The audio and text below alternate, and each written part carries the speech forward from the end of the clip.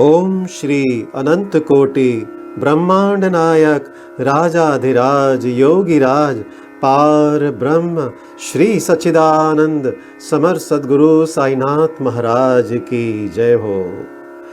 प्रिय भक्तों, आज श्री साईं सच्चरित्र का अध्याय 39। हे साईं, आपके चरणों में हम सब की प्रार्थना है, जिस तरह से इन अध्यायों का अध्ययन हो रहा है, प्रभु अपना आशीर्वाद बनाए रखना। ये सभी अध्याय हम सब के चित्त में उतरे, हमारा जीवन सफल हो। आइए शुरू करते हैं अध्याय 39। बाबा का संस्कृत ज्ञान। गीता के एक श्लोक की बाबा द्वारा टीका, समाधि मंदिर का निर्माण। इस अध्याय में बाबा ने गीता के एक श्लोक का अर्थ समझाया है। कुछ लोगों की ऐसी धारणा थी कि बाबा को संस्कृत भाषा का ज्ञान ना था और नाना साहेब को भी उनके प्रति ऐसी ही धारणा थी। इसका खंडन हेमाडपंत ने मूल मराठी ग्रंथ के 50वें अध्याय में किया है। दोनों अध्यायों का विषय एक सा होने के कारण वे यहाँ सम्मिलित रूप से दिए जाते हैं। प्रस्तावना। शिरडी के सौभाग्य का वर्णन कौन कर सकता है। श्री द्वारकामाई भी धन्य है, जहाँ श्री साईं ने आकर निवास किया और वहीं समाधिस्थ हुए। शिरडी के नर नारी भी धन्य हैं, जिन्हें साईं ने पधार कर अनुग्रहित किया और जिनके प्रेमवश ही वे दूर से चलकर वहां आए। शिरडी तो पहले एक छोटा सा ग्राम था, परंतु श्री साईं के संपर्क से विशेष महत्व पाकर वह एक तीर्थ क्षेत्र में परिणत हो गया। शिरडी की नारियां भी परम भाग्यशालिनी हैं, जिनका उन पर असीम और अडिग विश्वास प्रशंसा के परे है। आठों प्रहर कामकाज करते, पीसते, अनाज निकालते, गृह कार्य करते हुए वे उनकी कीर्ति का गुणगान किया करती थी। उनके प्रेम की उपमा ही क्या हो सकती है। वे अत्यंत मधुर गायन करती थी, जिससे गायकों और श्रोतागण के मन को परम शांति मिलती थी। बाबा द्वारा टीका। किसी को स्वप्न में भी ज्ञात ना था कि बाबा संस्कृत के भी ज्ञाता हैं। एक दिन नाना साहिब चांदोरकर को गीता के एक श्लोक का अर्थ समझाकर उन्होंने लोगों को विस्मय में डाल दिया। इसका संक्षिप्त वर्णन सेवानिवृत्त मामलतदार श्री बी देव ने मराठी साईं लीला पत्रिका के भाग 4 यानी स्फुट विषय पृष्ठ 563 में छपवाया है। इसका संक्षिप्त विवरण Sai Baba charters and saying पुस्तक के 61वें पृष्ठ और the wonders Saint Sai Baba के पृष्ठ 36 पर भी छपा है।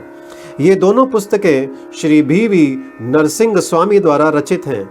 श्री बी देव ने अंग्रेजी में तारीख 27/9/1936 को एक वक्तव्य दिया है, जो कि नरसिंह स्वामी द्वारा रचित पुस्तक के भक्तों के अनुभव भाग 3 में छपा है। श्रीदेव को इस विषय की प्रथम सूचना नाना साहेब चांदोरकर से प्राप्त हुई थी, इसीलिए उनका कथन नीचे उद्धत किया गया है। नाना साहेब चांदोरकर वेदांत के विद्वान विद्यार्थियों में से एक थे। उन्होंने अनेक टीकाओं के साथ गीता का अध्ययन भी किया था तथा उन्हें अपने इस ज्ञान का अहंकार भी था। उनका मत था कि बाबा संस्कृत भाषा से सर्वथा अनभिज्ञ हैं। इसलिए बाबा ने उनके इस भ्रम का निवारण करने का विचार किया। वह उस समय की बात है जब भक्तगण अल्प संख्या में आते थे। बाबा भक्तों से एकांत में देर तक वार्तालाप किया करते थे। नाना साहेब इस समय बाबा की चरण सेवा कर रहे थे और अस्पष्ट शब्दों में कुछ गुनगुना रहे थे। बाबा, नाना तुम धीरे धीरे क्या कह रहे हो? नाना, मैं गीता के एक श्लोक का पाठ कर रहा हूँ। फिर बाबा ने पूछा, कौन सा श्लोक है वह? नाना कहते हैं, यह भागवत गीता का एक श्लोक है। तब बाबा ने पूछा, जरा उसे उच्च स्वर में कहो। तब नाना भागवत गीता के 4थे अध्याय का 34वां श्लोक कहने लगे। तद्विद्वि प्रणीतेन परिप्रश्नेन सेवया उपदेक्ष्यन्ति ते ज्ञानम ज्ञानिनस्त तत्वदर्शिनिन।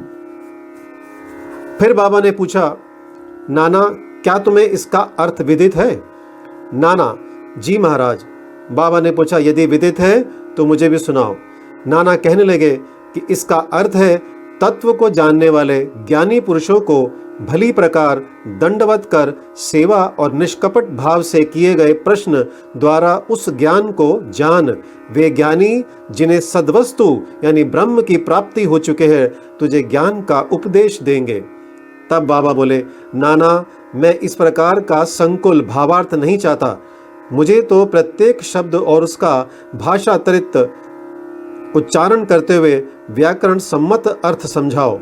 अब नाना एक एक शब्द का अर्थ समझाने लगे। बाबा ने फिर पूछा, नाना क्या केवल साष्टांग नमस्कार करना ही पर्याप्त है? तब नाना बोले, नमस्कार करने के अतिरिक्त मैं प्रणिपात का कोई दूसरा अर्थ नहीं जानता। फिर बाबा ने पूछा, परिप्रश्न का क्या अर्थ है? नाना बोले, प्रश्न पूछना। बाबा फिर पूछने लगे, प्रश्न क्या क्या अर्थ है? नाना ने कहा, वही प्रश्न पूछना। फिर बाबा ने कहा, यदि परिप्रश्न और प्रश्न दोनों का अर्थ एक ही है तो फिर व्यास ने परि उपसर्ग का प्रयोग क्यों किया? क्या व्यास की बुद्धि भ्रष्ट हो गई थी? नाना ने कहा, मुझे तो परिप्रश्न का अन्य अर्थ विदित नहीं है। फिर बाबा ने कहा, सेवा, यहाँ किस प्रकार की सेवा से आशय है? नाना, वही जो हम लोग सदा आपकी करते रहे हैं। फिर बाबा ने कहा, क्या यह सेवा पर्याप्त है? नाना कहने लगे, और इससे अधिक सेवा का कोई विशिष्ट अर्थ मुझे ज्ञात नहीं है।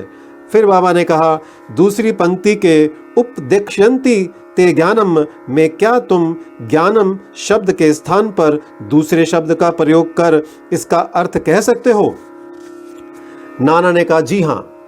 बाबा कहने लगे, कौन सा शब्द? फिर नाना ने दोहराया, अज्ञानम। बाबा ने कहा, ज्ञानम के बजाय उस शब्द को जोड़कर क्या इस श्लोक का अर्थ निकलता है? नाना ने कहा, जी नहीं, शांकर भाष्य में इस प्रकार की कोई व्याख्या नहीं है। बाबा ने कहा, नहीं है तो क्या हुआ? यदि अज्ञान शब्द के प्रयोग से कोई उत्तम अर्थ निकल सकता है तो उसमें क्या आपत्ति है? फिर नाना ने कहा, मैं नहीं जानता कि उसमें अज्ञान शब्द का किस प्रकार प्रयोग होगा। फिर बाबा कहने लगे, कृष्ण ने अर्जुन को क्यों ज्ञानियों या तत्वदर्शियों को नमस्कार करने, उनसे प्रश्न पूछने और सेवा करने का उपदेश दिया था? क्या स्वयं कृष्ण तत्वदर्शी नहीं थे, वस्तुतः स्वयं ज्ञान स्वरूप? नाना, जी हाँ, वे ज्ञान अवतार थे, परंतु मुझे यह समझ में नहीं आता कि उन्होंने अर्जुन से अन्य ज्ञानियों के लिए क्यों कहा। फिर बाबा ने कहा, क्या तुम्हारी समझ में नहीं आया? अब नाना हतप्रभ हो गए, उनका घमंड चूर हो चुका था। तब बाबा स्वयं इस प्रकार अर्थ समझाने लगे, ज्ञानियों को केवल साष्टांग नमस्कार करना पर्याप्त नहीं है, हमें सद्गुरु के प्रति अनन्य भाव से शरणागत होना चाहिए। दूसरा, केवल प्रश्न पूछना पर्याप्त नहीं, किसी कुप्रवृत्ति या पाखंड या वाक्य जाल में फंसाने या कोई त्रुटि निकालने की भावना से प्रेरित होकर प्रश्न नहीं करना चाहिए, वरन प्रश्न उत्सुकता पूर्वक केवल मोक्ष या आध्यात्मिक पथ पर उन्नति प्राप्त करने की भावना से ही प्रेरित होकर करना चाहिए। तीसरा, मैं तो सेवा करने या अस्वीकार करने में पूर्ण स्वतंत्र हूँ। जो ऐसी भावना से कार्य करता है वह सेवा नहीं कही जा सकती। उसे अनुभव करना चाहिए कि मुझे अपने शरीर पर कोई अधिकार नहीं है, इस शरीर पर तो गुरु का ही अधिकार है और केवल उनकी सेवा के निमित्त ही यह विद्यमान है। इस प्रकार आचरण करने से तुम्हें सद्गुरु द्वारा ज्ञान की प्राप्ति हो जाएगी। जैसा कि पूर्व श्लोक में बताया गया है, नाना को यह समझ में नहीं आ सका कि गुरु किस प्रकार अज्ञान की शिक्षा देते हैं। बाबा, ज्ञान का उपदेश कैसा है, अर्थात भविष्य में प्राप्त होने वाली आत्मानुभूति की शिक्षा। अज्ञान का नाश करना ज्ञान है। गीता के श्लोक 18 से 66 पर ज्ञानेश्वरी भाष्य की ओवी यानी 1396 में इस प्रकार वर्णन है, हे अर्जुन, यदि तुम्हारी निद्रा और स्वपन भंग हो तब तुम स्वयं हो। वह इसी प्रकार है। गीता के अध्याय 5 से 16 के आगे टीका में लिखा है, क्या ज्ञान में अज्ञान नष्ट करने के अतिरिक्त कोई और भेद भी है? अंधकार नष्ट करने का अर्थ प्रकाश है। जब हम द्वैत नष्ट करने की चर्चा करते हैं तो हम अद्वैत की बात करते हैं। जब हम अंधकार नष्ट करने की बात करते हैं तो उसका अर्थ है कि प्रकाश की बात करते हैं। यदि हम अद्वैत की स्थिति का अनुभव करना चाहते हैं तो हमें द्वैत की भावना नष्ट करनी चाहिए। यही अद्वैत स्थिति प्राप्त होने का लक्षण है। द्वैत में रहकर अद्वैत की चर्चा कौन कर सकता है? जब तक वैसी स्थिति प्राप्त ना हो तब तक क्या उसका कोई अनुभव कर सकता है? शिष्य श्री सद्गुरु के समान ही ज्ञान की मूर्ति है। उन दोनों में केवल अवस्था, उच्च अनुभूति, अद्भुत अलौकिक सत्य, अद्वितीय योग्यता और ऐश्वर्य योग में भिन्नता होती है। सद्गुरु निर्गुण निराकार सच्चिदानंद है। वस्तुतः वे केवल मनुष्य जाति और विश्व के कल्याण के निमित्त स्वेच्छा पूर्वक मानव शरीर धारण करते हैं, परंतु नर देह धारण करने पर भी उनकी सत्ता की अनंतता में कोई बाधा उपस्थित नहीं होती। उनकी आत्मोपलब्धि, लाभ, दैविक शक्ति और ज्ञान सदा एक से रहते हैं। शिष्य का भी तो यथार्थ में वही स्वरूप है, परंतु अनगिनत जन्मों के कारण उसे अज्ञान उत्पन्न हो जाता है और उसी के वशीभूत होकर उसे भ्रम हो जाता है तथा अपने शुद्ध चैतन्य स्वरूप की विस्मृति हो जाती है। गीता का अध्याय 5 देखो। अज्ञानेनावृतम ज्ञानम तेन मुह्यन्ति जन्तव। जैसा कि यहाँ बतलाया गया है, उसे भ्रम हो जाता है कि मैं जीव हूँ, एक प्राणी हूँ, दुर्बल और असहाय हूँ। गुरु इस अज्ञान रूपी जड़ को काट कर फेंक देता है और इसीलिए उसे उपदेश करना पड़ता है ऐसे शिष्य को जो जन्म जन्मांतरों से यह धारणा करता आया है कि मैं तो जीव, दुर्बल और असहाय हूँ। गुरु सैकड़ों जन्मों तक ऐसी शिक्षा देते हैं कि तुम ही ईश्वर हो, सर्वशक्तिमान और समर्थ हो। तब कहीं जाकर उसे किंचित मात्र भास होता है कि यथार्थ में मैं ही ईश्वर हूँ। सतत भ्रम में रहने के कारण ही उसे ऐसा भास होता है कि मैं शरीर हूँ, एक जीव हूँ तथा ईश्वर और यह विश्व मुझसे एक भिन्न वस्तु है। यह तो केवल एक भ्रम मात्र है जो अनेक जन्म धारण करने के कारण उत्पन्न हो गया है। कर्मानुसार प्रत्येक प्राणी को सुख दुख की प्राप्ति होती है। इस भ्रम, इस त्रुटि और इस अज्ञान की जड़ को नष्ट करने के लिए हमें स्वयं अपने से प्रश्न करना चाहिए कि यह अज्ञान कैसे पैदा हो गया, वह अज्ञान कहाँ है, और इस त्रुटि का दिग्दर्शन कराने को ही उपदेश कहते हैं। अज्ञान के नीचे लिखे उदाहरण हैं। पहला, मैं एक जीव यानी प्राणी हूँ। दूसरा, शरीर ही आत्मा है यानी मैं शरीर हूँ। तीसरा, ईश्वर, विश्व और जीव भिन्न भिन्न तत्व हैं। चौथा, मैं ईश्वर नहीं हूँ। पांचवा, शरीर आत्मा नहीं है, इसका बोध ना होना। छठा, इसका ज्ञान न होना कि ईश्वर, विश्व और जीव एक ही है।